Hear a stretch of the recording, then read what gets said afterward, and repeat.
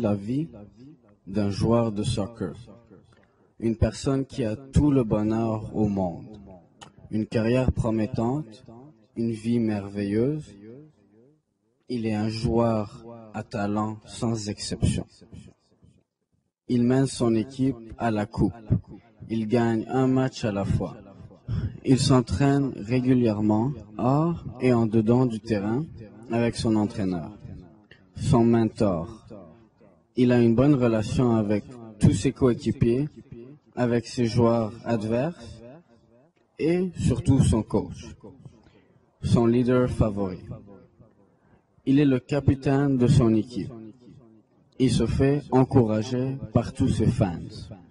Il marque au moins un but, suit les conseils, il pratique ses kicks, sa rapidité, tout ce qui est possible à faire, ou plutôt les entraînements nécessaires.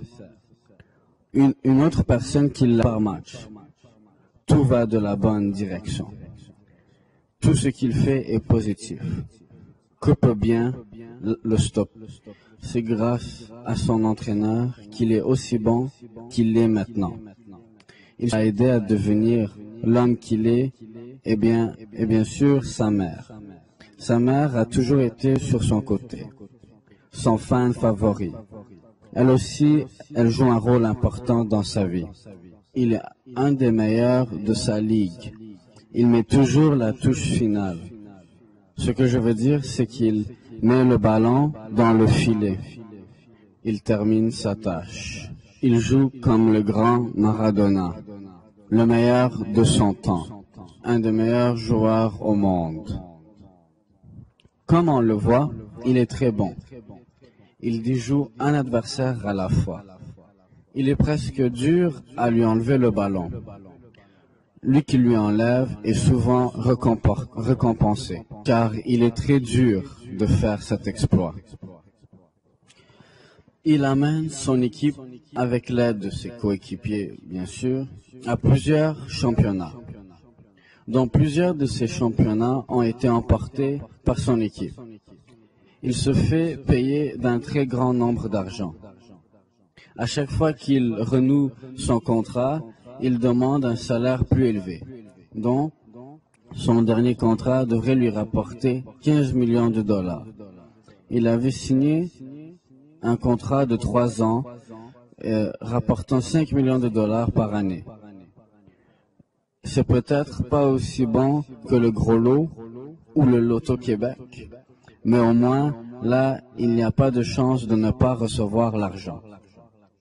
Il est certainement un idole à tous les jeunes enfants qui le connaissent, qui l'imitent et bien sûr qui veulent devenir comme lui.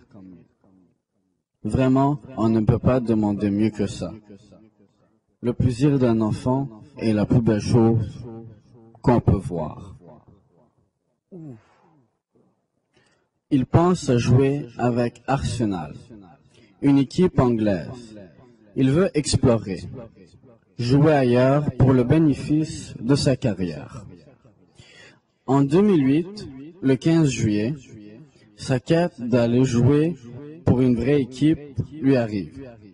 Il signe son premier contrat qui lui rapportera plusieurs euros, ce qui est beaucoup mieux que des dollars. Il signe un contrat de 2 ans avec une somme de 30 millions d'euros qui lui reviendra. La gloire, le plaisir de jouer, les supporters, tout ce qui lui vient en main est juste incroyable. Il ne pourrait pas demander pour mieux que ça. Qu'est-ce qu'il pourrait arriver pour tout gâcher ça? Et tout commence mal. Il rentre dans le monde de la drogue. Il commence à prendre de la cocaïne et plusieurs autres types de drogue. Il se fait battre par des vagabonds. Il n'a plus d'honneur, de fierté. Il est rendu un bon à rien. Il décide de se venger, car sa vie est rendue une tristesse. Il devient un vagabond. Il se bat pour de l'alcool, pour un paquet de cigarettes. Il se bat pour les mauvaises choses. Lui qui avait une carrière promettante, lui qui allait réussir dans la vie. Tout est foutu. Ce n'est pas tout. Sa relation avec l'entraîneur de son équipe n'est plus comme avant. Il se bat avec son entraîneur. Il s'achète de la drogue et des cigarettes. Il n'est plus un athlète. Plutôt, il n'est pas l'athlète modèle. Il ne s'entend plus avec ses coéquipiers. Il ne joue plus comme il faut. Son équipe perd match après match. Tout est ruiné pour lui. Il est un peu découragé et frustré. Il pense même à se venger contre ces deux vagabonds. Il perd la tête à chaque fois qu'il perd un match. Et a même l'intention de se battre contre n'importe quel joueur de l'équipe adverse.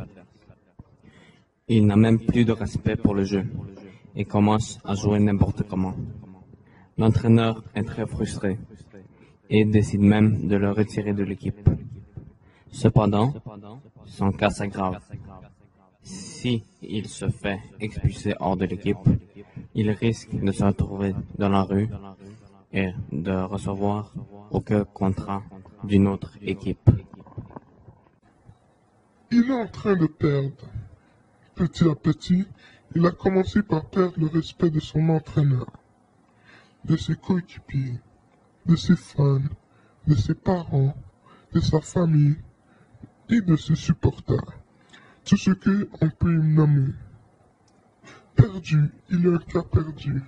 Il n'arrive pas à arrêter ce qu'il fait. On ne sait même pas si lui est conscient de ce qu'il fait.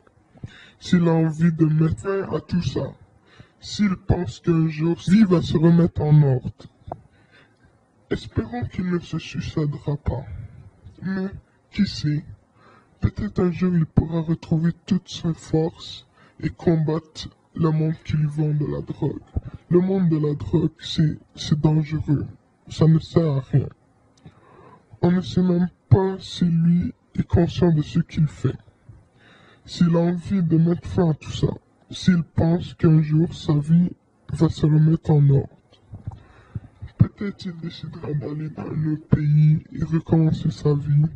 Ou peut-être aimer une nouvelle fille et se marier avec et faire une nouvelle vie aussi. Qui sait? Moi, je ne sais pas personnellement, mais vous, le savez-vous? Lui-même, il ne le sait pas.